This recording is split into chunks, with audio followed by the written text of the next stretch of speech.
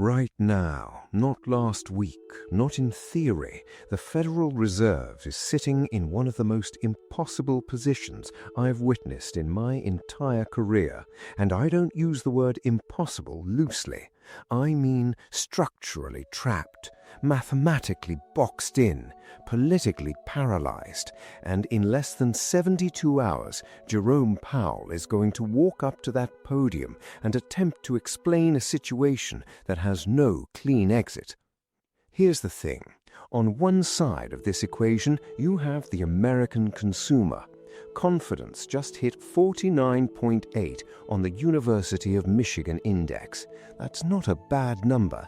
That's the single worst reading since they started tracking this data back in 1952.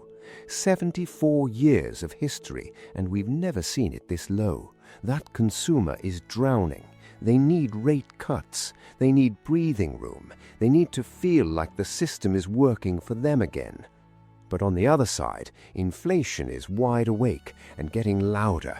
Inflation expectations just jumped from 3.8% to 4.7% in a single month, the sharpest one-month spike in over a year. Oil is sitting above $100 a barrel.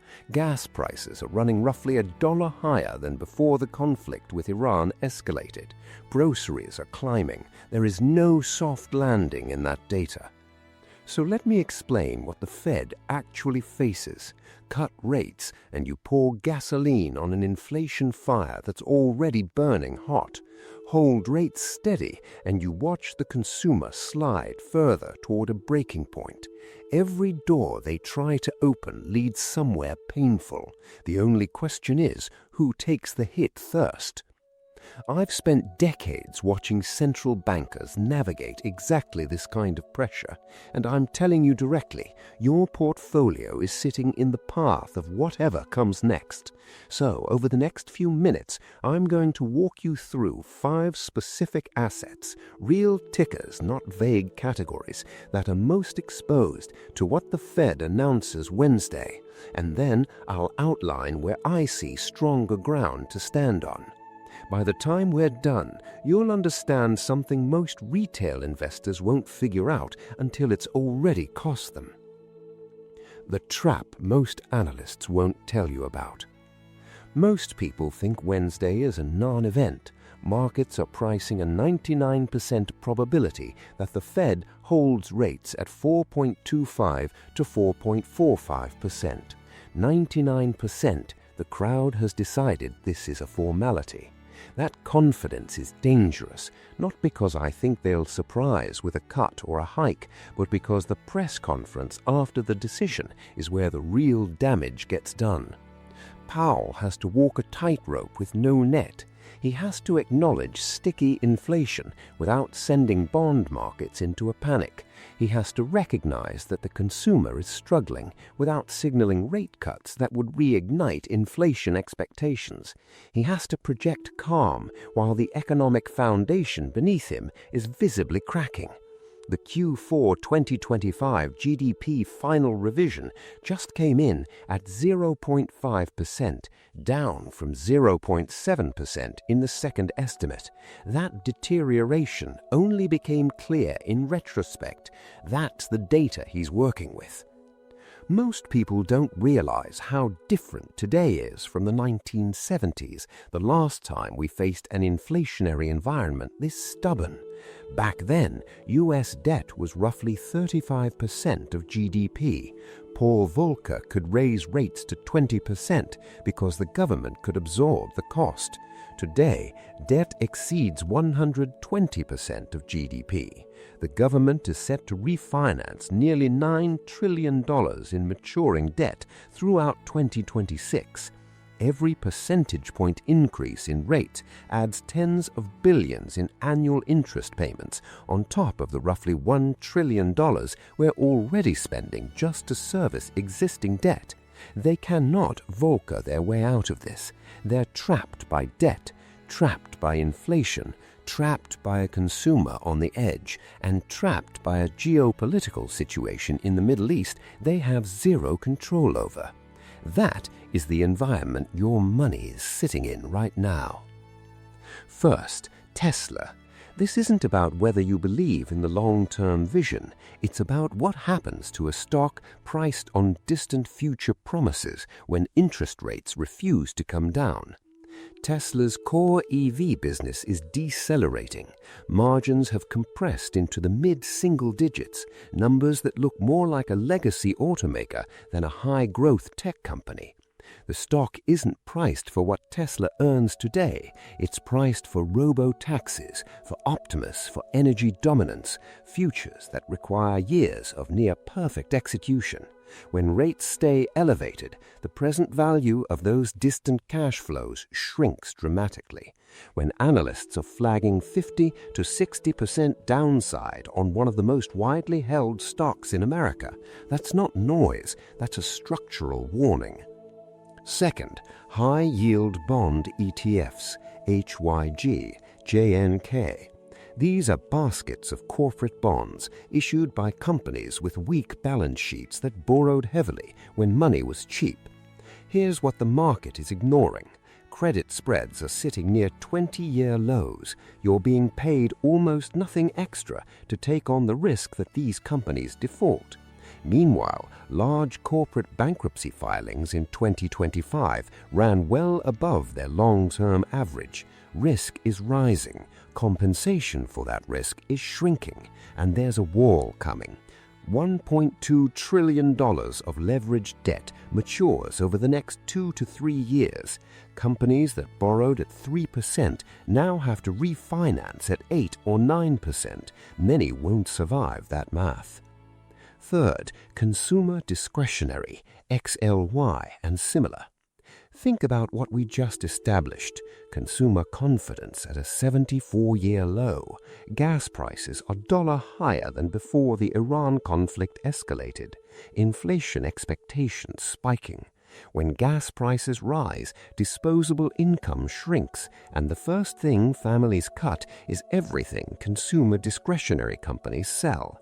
Restaurants, vacations, electronics, fashion. Earnings estimates for this sector have already been revised lower substantially. That 49.8 confidence reading tells me the pullback is accelerating, not stabilizing.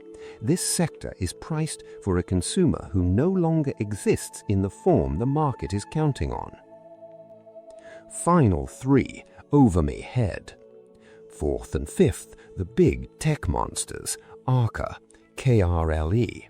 But I'm not talking about the Tier 1 Apples and Microsofts. I'm talking about the second and third tier stocks, those widely held by ARK Invest, which thrived when interest rates were zero and everyone was chasing moonshots. These stocks are priced for disruption, but it's hard to fund revolutions when capital is expensive. If you're looking to overhaul your exposure to more dangerous assets, a sudden change from the Fed could trigger a significant swing against you. So, as we get ready for the Cent meeting, remember that any unexpected news today could change how much your money is worth almost immediately. Over the next few minutes, I'll be walking you through 5 specific assets, real tickers, not veiled categories, that are most exposed to what the Fed announces Wednesday. And then I'll outline where I see stronger ground to stand on. By the time we're done, you'll understand something most retail investors won't figure out until it's already cost them. The trap most analysts won't tell you about. Most people think Wednesday is a non-event. Markets are pricing a 99% probability that the Fed holds rates at 4.25 to 4.45%. 99%. The crowd has decided this is a formality. That confidence is dangerous, not because I think they'll surprise with a cut or a hike, but because the press conference after the decision is where the real damage gets done. Powell has to walk a tightrope with no net. He has to acknowledge sticky inflation without sending bond markets into a panic. He has to recognize that the consumer is struggling without signaling rate cuts that would reignite inflation expectations. He has to project calm while the economic foundation beneath him is visibly cracking. The Q4 2025 GDP final revision just came in at 0.5%, down from 0.7% in the second estimate. That deterioration only became clear in retrospect. That's the data he's working with. Most people don't realize how different today is from the 1970s, the last time we faced an inflationary environment this stubborn. Back then, U.S. debt was roughly 35% of GDP. Paul Volcker could raise rates to 20% because the government could absorb the cost. Today, debt exceeds 120% of GDP. The government is set to refinance nearly $9 trillion in maturing debt throughout 2026. Every percentage point increase in rates adds tens of billions in annual interest payments on top. Fourth, small-cap index funds loaded with zombie companies, IWM. Not all small caps are dangerous, but a growing percentage of Russell 2000 companies fall into what analysts call zombie territory, businesses whose interest costs exceed their operating income. These companies survived the zero-rate era because borrowing was essentially free. That world is over. Average interest coverage on the U.S. leveraged loan index has dropped significantly since 2022. These companies are earning less, paying more, and running out of runway. Many face restructuring or outright default. If you own a small-cap ETF and think you're diversified, most people don't realize a meaningful chunk of those holdings are being kept alive by financial life support that's running out. Your diversification may be an illusion. Fifth, and this one surprises people, long-duration treasury bonds, specifically TLT. Most investors think government bonds equal safety. Here's the thing. Long-duration bonds have a specific vulnerability that becomes critical when inflation is sticky and the Fed is cornered. If rates stay at 4.5% instead of falling to 3.5% as many had hoped, TLT loses 10 to 15% in value.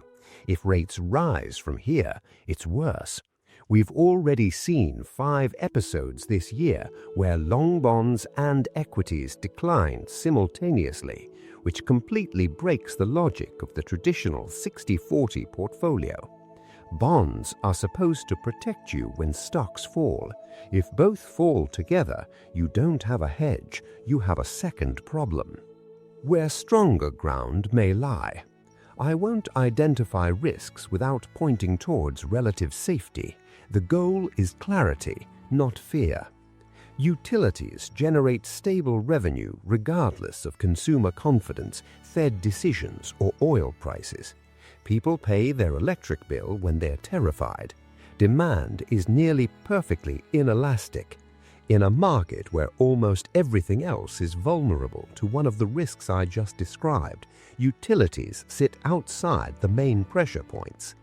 Cash and short-term treasuries are yielding 3.5 to 4% right now. Real, risk-free return while you wait for clarity. Cash isn't dead weight here. Cash is optionality. If Wednesday triggers a sell-off, cash is what lets you buy assets at lower prices. The investors who came out of 2008 and 2020 ahead weren't fully invested when the drop hit. They had dry powder ready to deploy when fear created opportunity. Energy companies benefit from the very risk threatening everything else. Oil above $100, driven by Middle East conflict with no clear resolution, directly support energy earnings. Energy was the standout sector in Q1. While discretionary fell and tech wobbled, energy producers generated strong cash flows. Owning the companies that benefit from elevated energy costs is a form of structural protection most portfolios currently lack. Gold doesn't care about earnings reports or Fed dot plots. It responds to fear. Fear right now is at a 74-year high by the consumer confidence measure. Gold recently hit record highs, and the structural drivers, geopolitical risk, inflation hedging, central bank accumulation. A hawkish or confused Fed statement only strengthens the case. Consumer staples sell what people buy regardless of how scared they are. Toothpaste, groceries, medicine. These companies have a natural revenue floor that discretionary names simply don't have. When predictability becomes the most valuable quality in the market, these companies become disproportionately important, not because they're growing fast, but because their earnings are dependable when nothing else is. Wednesday, at 2 p.m. Eastern, the Fed speaks. That same evening, Microsoft, Alphabet, Meta, and Amazon report earnings. These four companies alone are approaching $700 billion in combined AI capital expenditure for 2026. If even one signals that returns on that spending are slower than expected, the narrative holding this market at all-time highs begins to crack. Thursday morning brings Q1 GDP, PCE inflation data, and the Employment Cost Index. Thursday evening, Apple reports. 4 potential earthquakes in 36 hours. Your portfolio is sitting on the fault line. The market is priced for perfection. I see consumer confidence at a 74-year low, inflation expectations at 4.7%, oil above $100 with no diplomatic resolution in sight, a Fed that can't cut without reigniting inflation or hold without breaking the consumer, a $9 trillion debt refinancing wall, corporate bankruptcies running above long-term averages, and a market celebrating at record highs as if none of that exists. Look at what you're holding.